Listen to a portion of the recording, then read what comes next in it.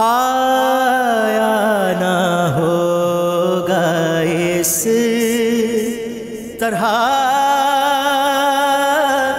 حسن و شباب ریت پہ۔ الحمدللہ رب العالمین والصلاة والسلام علی سید الانبیاء والمرسلین اللہم صلی علی سیدنا و مولانا محمد وعلی آلہ وصحابہ وبارک وسلم علیہ۔ دنیا کے تمام دیکھنے والوں کو، تمام چاہنے والوں کو، تمام پیار کرنے والوں کو، اور جہاں جہاں تک اس وقت میری آواز کو سنا اور مجھے دیکھا جا رہا ہے، جنید اقبال کی جانب سے انتہائی محبت کے ساتھ السلام علیکم۔ ناظرین کرام، محرم الحرام کی ابتدا ہو چکی ہے اور انشاءاللہ آج سے قصص کربلا کا بھی آغاز کرتے ہیں، اور زندگی رہی تو میرا آپ کا ساتھ محرم کے ایام میں اسی وقت اسی چینل پہ رہے گا۔ باتی ناظرین کے تاریخ حق و باطل میں خیر و شر کے لاکھوں مارکے برپا ہوئے، ہزاروں شہادتیں ہوئیں، بالخصوص اسلام کا اولین دور لا تعداد عظیم شہادتوں سے لبریز۔ اسلام کی پہلی خاتون شہیدہ حضرت سمیہ رضی اللہ تعالیٰ عنہ کی قربانی کی بات ہو، یا حضرت حارث بن ابی حالہ رضی اللہ تعالیٰ عنہ کی شہادت کا ذکر ہو، یا ناظرین کرام حضرت عمر فاروق رضی اللہ تعالیٰ عنہ کی شہادت ہو، یا حضرت عثمان بن عفان رضی اللہ تعالیٰ عنہ کی شہادت، یا شیر خدا مولا کائنات مولا علی کرم اللہ وجہ الکریم کی شہادت ہو، یا اسد اللہ و اسد الرسول حضرت حمزہ رضی اللہ تعالیٰ عنہ کی شہادت۔ ہر شہادت ناظرین کرام اپنی جگہ ممتاز ہے، لیکن تاریخ اسلام میں ایک ایسی شہادت بھی ہے کہ آج تک کسی اور شہادت کو اس قدر شہرت اور ہماگیر تذکرہ نصیب نہیں ہوا۔ قریب 1400 برس گزر جانے کے باوجود بھی اس عظیم شہادت کے تذکروں میں آج تک کوئی کمی نہیں آئی، بلکہ رفت ہی آتی رہی۔ اب یہ عالم ہے کہ جب بھی ذکر شہادت ہوتا ہے، تذکرہ شہادت ہوتا ہے، تو فوراً خیال کربلا کی جانب پرواز کرتا ہے، اور ذہن میں امام علی مقام امام حسین علیہ السلام کی شہادت اور داستان کربلا کا تصور ابھر کے آتا ہے۔ داستان کرب و بلا، جہاں ذکر نواس رسول صلی اللہ علیہ وآلہ وسلم ہے، داستان کرب و بلا جو ذکر ہے حضرت عباس علمدار علیہ السلام کی شہادت کا، داستان کرب و بلا جو سیدہ سکینہ سلام اللہ علیہ کا ذکر ہے، جو ذکر ہے ننھے علی اصغر علیہ السلام کا، جو ذکر ہے سیدہ زینب سلام اللہ علیہ کا، جو ذکر ہے سیدہ کلثوم سلام اللہ علیہ کا، جو ذکر ہے خانوادہ رسول صلی اللہ علیہ وآلہ وسلم کا، جو ذکر ہے شہیدوں کی پیاس کا، شہادت امام علی مقام امام حسین علیہ السلام کا، اور ان 72 نفوس قدسیہ کا، جانثار رفقا کا، کہ جنہوں نے شہادت کی جام پی کر رہتی دنیا تک اپنے نام کو بلند کر دیا۔ زبان میں ناظرین اتنی طاقت کہاں ہے، تذکرے کا حق ادا کرنے کی اتنی قوت کہاں ہے، الفاظ میں اتنی جرت کہاں جو اس ذکر کو ساتھ لے کر چل سکے۔ لیکن بات وہ یہ کہ جب تذکرہ شہادت شروع کرنے کی سوچتا ہوں تو ایک دم ناظرین کرام وہ روح فرسا مناظر، دل ہلا دینے والے واقعات ذہن میں مکمل طور پر گردش کرنے لگتے ہیں، بدن پر ایک عجیب سی کپ کپی سی طاری ہونے لگتی ہے اور رونگٹے کھڑے ہونے لگتے ہیں، مگر محرم الحرام کا چاند نظر آنے کے بعد کچھ اور ذکر کرنے کو دل بھی تو نہیں کرتا۔ اسی لیے ذرا ہمت باندھ کر اور خود کو سنبھال کر شروع کر رہا ہوں قصص کربلا، کہ نفس نفس ہے علی کا صدقہ، افق افق خون کربلا ہے، حسین ابن علی سے اب تک شہادتوں کا ہی تذکرہ ہے۔ امام علی مقام امام حسین علیہ السلام کی شہادت کو دیگر شہادتوں میں ایک خاص امتیاز، نمایاں مقام اور خصوصی شہرت کے ساتھ ایک انتہائی انفرادیت بھی حاصل ہے۔ دنیا میں کسی کی شہادت کا تذکرہ ناظرین اسی وقت شروع ہوتا ہے جب وہ شہید ہو جاتا ہے، مگر تذکرہ شہادت امام علی مقام امام حسین علیہ السلام تو ان کے شہید ہونے سے پہلے ہی شروع ہو چکا تھا۔ نواس رسول صلی اللہ علیہ وآلہ وسلم، جگر گوشہ بطول امام علی مقام امام حسین علیہ السلام کے ابی رسول کریم صلی اللہ علیہ وآلہ وسلم یعنی اپنے نانا جان کی گود میں کھیلنے کے دن تھے کہ اس وقت سے ہی آپ علیہ السلام کی شہادت کا چرچا مکمل طور پہ عام ہو چکا تھا۔ حضرت ام فضل بنت حارث سلام اللہ علیہ جو کہ حضرت عباس علیہ السلام کی زوجہ محترمہ اور رسول خدا صلی اللہ علیہ وآلہ وسلم کی چچی ہیں، ان سے روایت ہے کہ ایک روز انہوں نے رسول کریم صلی اللہ علیہ وآلہ وسلم کی خدمت اقدس میں حاضر ہو کر عرض کی کہ یا رسول اللہ صلی اللہ علیہ وآلہ وسلم، آج رات میں نے ایک ایسا خواب دیکھا ہے جسے دیکھ کے میں ڈر گئی ہوں۔ حضور نبی کریم صلی اللہ علیہ وآلہ وسلم نے دریافت فرمایا کہ تم نے کیا دیکھا ہے؟ حضرت ام فضل سلام اللہ علیہ نے عرض کیا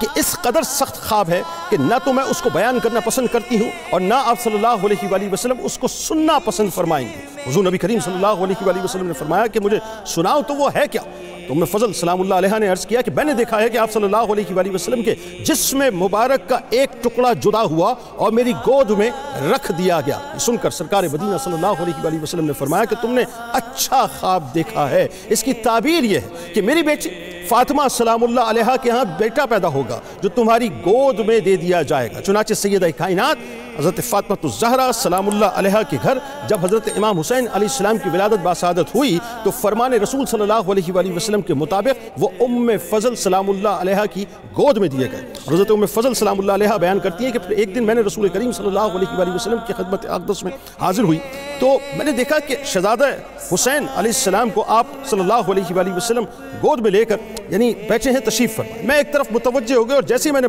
مڑ کے دوبارہ ان کی طرف دیکھا تو آپ صلی اللہ علیہ وآلہ وسلم کو میں دیکھتی ہوں کہ آپ کی مبارک آنکھوں میں آنسو جاری ہو چکے ہیں۔ آپ سلام اللہ علیہ فرماتی ہیں کہ میں نے پوچھا، اے اللہ کے نبی صلی اللہ علیہ وآلہ وسلم، میرے ماں باپ آپ صلی اللہ علیہ وآلہ وسلم پر قربان ہوں، کیا بات ہے؟ آپ صلی اللہ علیہ وآلہ وسلم کی چشمان مبارک تر کیوں ہیں؟ آپ صلی اللہ علیہ وآلہ وسلم نے فرمایا کہ ابھی میرے پاس جبرائیل علیہ السلام تشریف لائے تھے، انہوں نے مجھے بتایا کہ میری امت میرے اس بیٹے کو عنقریب قتل کر دے گی۔ جبرائیل علیہ السلام نے صرف امام علی مقام امام حسین علیہ السلام کی شہادت ہی کی خبر نہیں دی تھی بلکہ آقا دو جہاں صلی اللہ علیہ وآلہ وسلم کو اس جگہ کی مٹی بھی لا کر دی تھی جہاں امام علی مقام امام حسین علیہ السلام نے شہادت پانا تھی، اور رسول اکرم صلی اللہ علیہ وآلہ وسلم نے میدان کربلا کی وہ مٹی ام المومنین ام سلمہ سلام اللہ علیہ کو عطا کر دی تھی۔ حضرت ام سلمہ سلام اللہ علیہ فرماتی ہیں کہ سیدنا حسن و حسین علیہ السلام دونوں میرے گھر میں رسول خدا صلی اللہ علیہ وآلہ وسلم کے سامنے کھیل رہے تھے کہ حضرت جبرائیل علیہ السلام حاضر خدمت ہوئے اور عرض کیا کہ یا رسول اللہ صلی اللہ علیہ وآلہ وسلم، بے شک آپ صلی اللہ علیہ وآلہ وسلم کی امت میں سے ایک جماعت آپ کے اس بیٹے امام حسین علیہ السلام کو آپ کے بعد قتل کر دے گی، اور آپ صلی اللہ علیہ وآلہ وسلم کو مقام شہادت کی تھوڑی سی مٹی لا کر بھی دی۔ وہ مٹی مجھے دی اور فرمایا کہ ام سلمہ، اے ام سلمہ سلام اللہ علیہ، جب یہ مٹی خون میں بدل جائے تو جان لینا کہ میرا یہ بیٹا شہید ہو گیا۔ روایات میں ہے کہ حضرت ام سلمہ سلام اللہ علیہ نے اس مٹی کو بوتل میں رکھ دیا اور رسول اللہ صلی اللہ علیہ وآلہ وسلم کے اس دنیا سے پردہ فرمانے کے بعد ہر روز اس مٹی کو دیکھتی اور کہتی تھیں کہ اے مٹی، جس دن تو خون میں تبدیل ہو جائے گی وہ دن عظیم ہوگا۔ رسول اللہ صلی اللہ علیہ وآلہ وسلم نے امام علی مقام امام حسین علیہ السلام کی شہادت کی خبر دینے کے ساتھ ساتھ اس مقام یعنی اس مقام کی بھی نشاندہی فرما دی تھی کہ جہاں امام علی مقام امام حسین علیہ السلام نے شہادت پانا تھی۔ ام المومنین حضرت عائشہ صدیقہ سلام اللہ علیہ سے روایت ہے کہ رسول کریم صلی اللہ علیہ وآلہ وسلم نے فرمایا کہ مجھے جبرائیل علیہ السلام نے خبر دی ہے کہ میرا بیٹا حسین علیہ السلام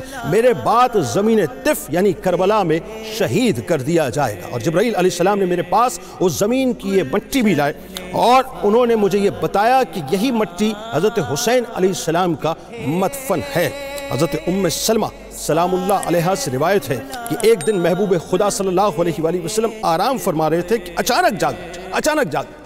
آپ صلی اللہ علیہ وآلہ وسلم پریشانی کے عالم میں تھے اور آپ صلی اللہ علیہ وآلہ وسلم کے دست مبارک میں سرخ مٹی تھی جس کو آپ الٹتے تھے۔ میں نے عرض کیا کہ یا رسول اللہ صلی اللہ علیہ وآلہ وسلم، یہ مٹی کیسی ہے؟ آپ صلی اللہ علیہ وآلہ وسلم نے فرمایا کہ مجھے جبرائیل علیہ السلام نے خبر دی ہے کہ سیدنا امام حسین علیہ السلام عراق کی سرزمین پر قتل کر دیے جائیں گے اور یہ وہاں کی مٹی ہے۔ ناظرین کرام، اس کے علاوہ متعدد روایات سے یہ ثابت ہے کہ امام علی مقام امام حسین علیہ السلام کی شہادت کا چرچا بچپن ہی سے شروع ہو چکا تھا۔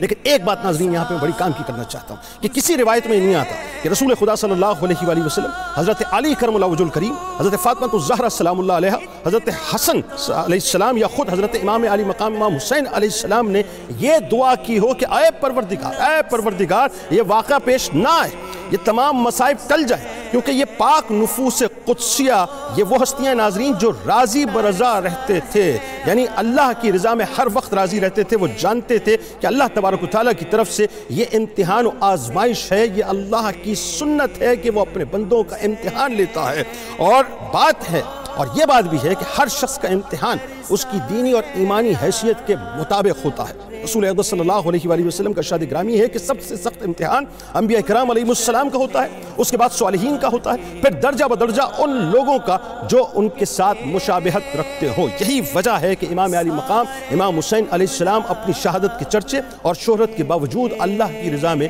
راضی رہے تھے۔ تمام اصحاب ہیں مکرم، تمام رشتے نبی سے محکم، مقام صبر و رضا میں لیکن حسین سا دوسرا نہیں۔ ناظرین کرام، اب تسلیم و رضا کی اس داستان کو انشاءاللہ مزید آگے بڑھائیں گے۔